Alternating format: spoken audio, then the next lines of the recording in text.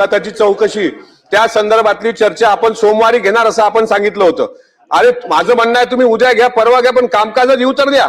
तुम्ही सभागृहात मला फक्त फायनल सांगा ही चर्चा होणार आहे की नाही होणार आहे, आणि जर होणार असेल उद्या मुख्यमंत्री येणार असतील गृहमंत्री येणार असतील तर उद्याच्या कामकाजात तरी दाखवा एवढी विनंती आहे। हा एक भाग। आणि हक्कभंग समितीचे अध्यक्ष इथे बसलेले आहेत प्रसाद लाड साहेब, तुम्ही बसलेले आहात, माझ्या हक्कभंग समितीच्या संदर्भातला सुद्धा काय तुम्ही निर्णय घेणार आहात ते होणार आहे की नाही ते एकदा सभागृहाला कळवा, बस आमची एवढीच विनंती आहे सभापती महोदय। सत्यजित तांबे। सभापती महोदय, सर्वप्रथम मी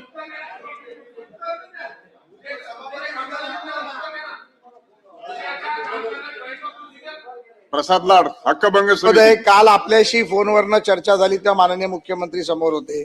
आता सचिवांना देखील निर्देश दिले उद्याच्या ऑर्डर ऑफ द डे मध्ये ते ठेवायचे। उद्या सकाळी माननीय मुख्यमंत्री ते निवेदन सभागृहात करतात। मी बोललेलो आहे त्यामुळे आता आपण घेतोय। 2च दिवस बाकी आहेत, उद्या किंवा परवा येईल। उद्या किंवा परवा, आता 2च दिवस बाकी आहेत, आजच्या कार्यक्रम पत्रिकेत नाहीये म्हणजे उद्या किंवा परवा। सत्यजित तांबे बोला।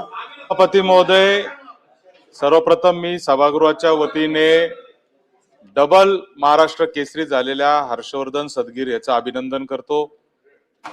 केसरी महाराष्ट्र केसरीची स्पर्धा आता डबल स्पर्धा पण व्हायला लागलेल्या आहेत आणि त्याच्यात त्यांनी डबल केसरीचा पुरस्कार यावेळेस त्यांनी ही कुस्ती मारून त्यांनी त्या ठिकाणी मिळवलेला आहे।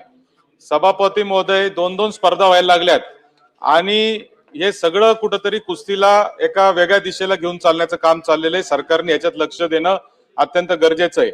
माझा मुद्दा आज असा आहे का या हर्षवर्धन सदगीरला रेल्वेने घेऊन अनेक वेळा आम्ही नाशिकवरून मुंबईला आलो, त्याला सरकारने सांगितलं होतं मागच्याच महाराष्ट्र केसरीच्या वेळेस की तुला सरकारी नोकरी देणार आहे, मात्र अद्यापपर्यंत तो डबल महाराष्ट्र केसरी झालाय, परंतु अद्यापपर्यंत सरकारने त्याला सरकारी नोकरी दिलेली नाही।